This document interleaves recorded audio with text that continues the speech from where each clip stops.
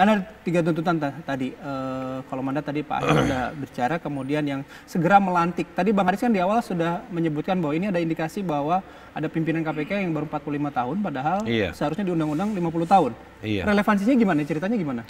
Jadi seolah-olah bacaan saya, aksi ini mendesak para pimpinan yang hari ini untuk mundur, dengan begitu ada alasan untuk segera memiliki pimpinan.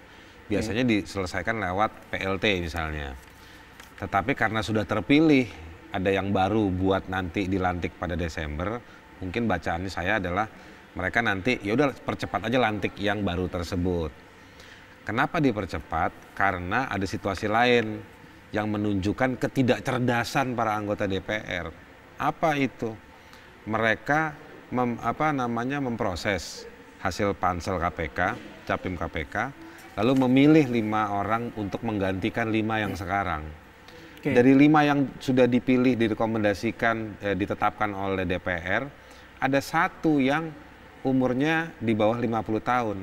Di Undang-Undang KPK yang baru, yang revisi, yang dipaksakan itu ada pasal yang bilang bahwa pimpinan KPK itu umurnya harus 50 tahun minimal. Ya kan? Dan undang-undang itu akan berlaku 30 hari dari minggu lalu. Berarti tinggal 3 minggu lagi nih akan berlaku. Ya kan? Akan berlaku. Lah, pimpinan KPK yang hari ini kan baru berakhir ntar Desember. Jadi kalau misalnya Desember berakhir, dilantik yang baru, kan berlaku Undang-Undang KPK yang sudah disahkan itu. Yang dengan persyaratan 50 dengan tadi. Dengan persyaratan 50 tahun. Lah, salah satu di antara 5 yang baru itu ada yang umurnya 45 atau di bawah 50. Ya. Padahal yang menunjuk 5 orang, salah satu jadi 45 itu DPR. Iya. Yang revisi Undang-Undang KPK, DPR. Komisinya sama. Ya, orang-orang dari Komisi Hukum itu pasti banyak di sana.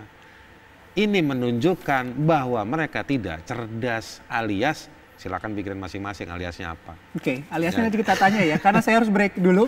Breaking News TV One akan kembali sesaat lagi. Anda kembali di Breaking News TV One.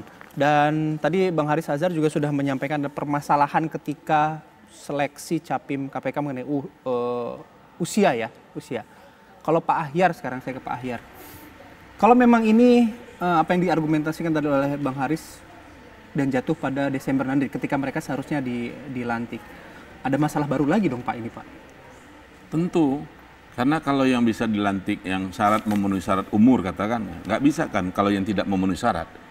Kan komisioner itu ada syarat-syaratnya itu. Ya. Kalau nggak memenuhi syarat kan nggak bisa dilantik. Nah kalau nggak dilantik bisa masalah. Apa bisa nggak yang 4 aja dilantik atau ini ada suatu paket? Ini jadi problem tersendiri lagi. Oke. Itu masalahnya di situ. Itu akan muncul lagi perdebatan-perdebatan yang sebetulnya tidak ada. Kembali lagi kalau tadi sekiranya kita diamkan aja dalam undang-undang KPK ini tadi.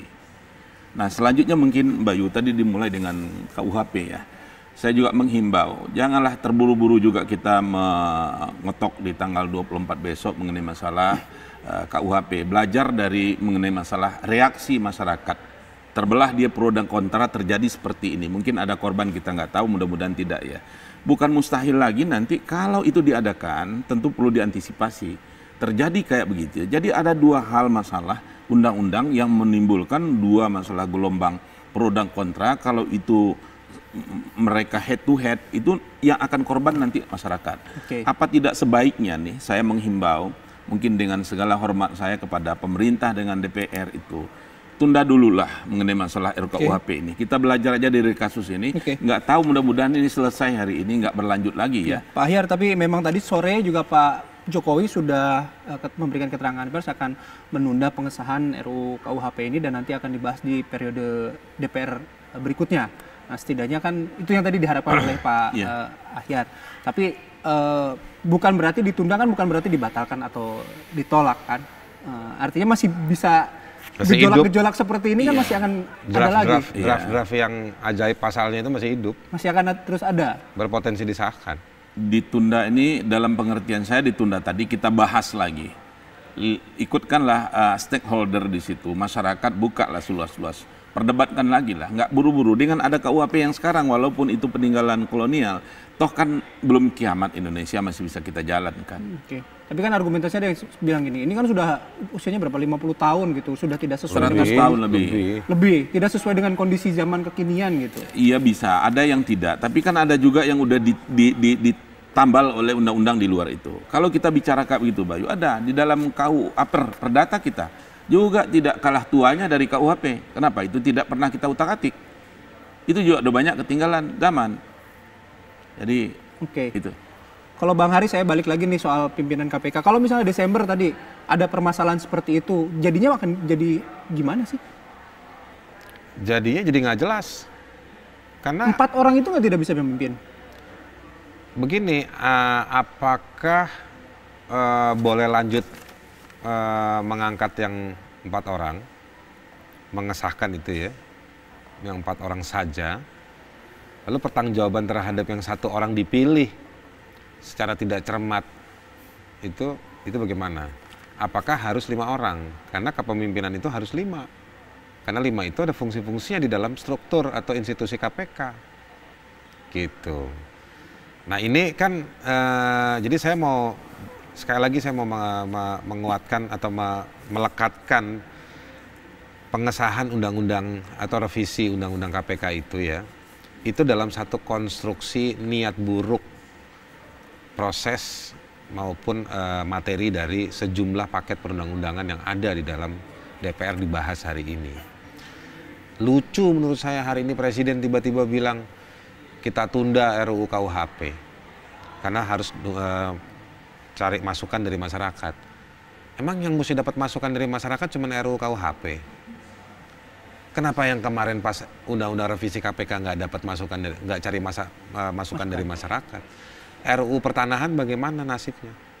RUU sumber daya alam, RUU ketenaga kerja, revisi undang-undang ketenaga kerjaan, pemasyarakatan, undang-undang RUU air, minerba juga. Nah ini semua ya kan diburu-burukan, disegerakan. Ada apa ini? Kalau saya menyebutnya ini semua paket perundang-undangan yang menguntungkan kelompok bisnis yang kita jadi buruk situasi dan kualitas hidup kita hari ini. Lihat ada anak balita meninggal yang di ronsen tadi ada asap yang masuk di paru-parunya. Itu semua gara-gara banyak praktek bisnis yang meminta atau seolah-olah untouchable dari dunia hukum. Kenapa? Karena kelompok-kelompok elit kekuasaan yang baik itu yang ada di institusi-institusi penegak hukum atau berelasi dengan penegakan hukum yang bisa mengambil atau memengaruhi keputusan-keputusan terhadap penegakan hukum terhadap kelompok-kelompok pebisnis tersebut, itu akan dilemahkan pengaruhnya, ya, akan dibunuh pelan-pelan pengaruhnya, kewenangannya lewat paket peraturan perundang-undangan yang mau dibahas dengan cara buru-buru seperti ini. Menurut saya ini sesat. Gitu. Kita lanjut lagi ya, saya harus jeda lagi. Breaking News TV One akan kembali sesaat lagi. Anda kembali di Breaking News TV One. Pak, waktu saya tinggal sangat terbatas, tapi saya minta statement terakhir dari Pak Ahyar dan juga Bang Haris mengenai apa yang peristiwa yang terjadi hari ini di KPK itu tadi. Kita sangat menyayangkan terjadi peristiwa dan ini merupakan akibat dengan disetujunya undang-undang KPK oleh pemerintah dengan DPR. Oleh karena itu belajar dari undang-undang ini, bicara kembalilah RUU KUHP, termasuk juga tentang undang-undang lembaga pemasyarakatan, karena itu berkaitan dengan korupsi, berkaitan dengan KPK itu.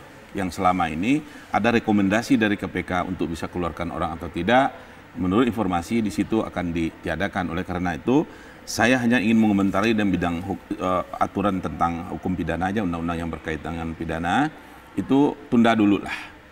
Nanti kita bicarakan dengan tenang, jangan semakin kisruh muncul lagi reaksi terhadap setiap undang-undang ini, mau kemana kita ini nanti. Bang Haris? Ya menurut saya gini, Mr. Presiden ini harusnya tunda. Tidak hanya RUU KUHP, tapi semua peraturan perundang-undangan yang tidak dibahas, bukan hanya tidak dibahas kepada masyarakat, tapi tidak secara adil dibahas ke masyarakat. Ya kan, itu soal akses publik juga untuk ikut membahas dan tahu. Khusus soal revisi undang-undang KPK yang sudah disahkan, menurut saya Presiden bikin sikap.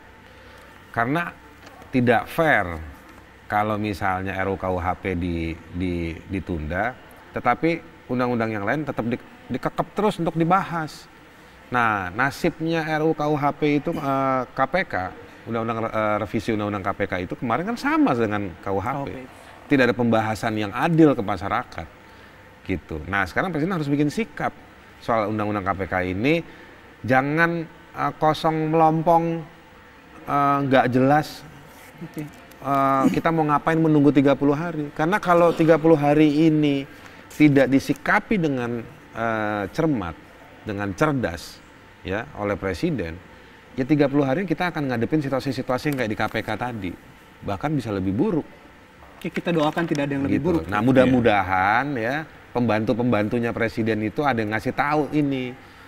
Jadi pembantu-pembantunya Presiden itu jangan cuman nikmatin akses-akses untuk ngurusin hal-hal yang nggak penting berelasi dengan masyarakat. Gitu. Baik, terima kasih Bang Haris. Pak Yahya juga terima kasih sudah hadir bersama kami di Breaking News TV One. Demikian Breaking News TV One, saya Bayu Andrianto. Sampai jumpa.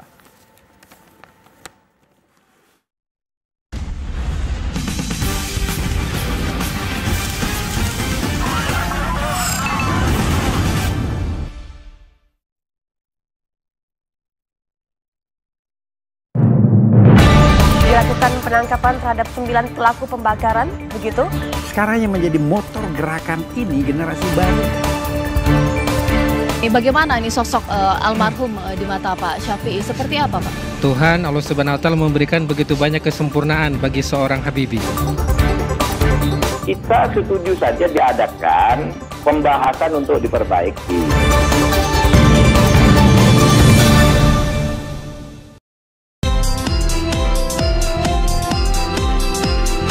Sesaat lagi.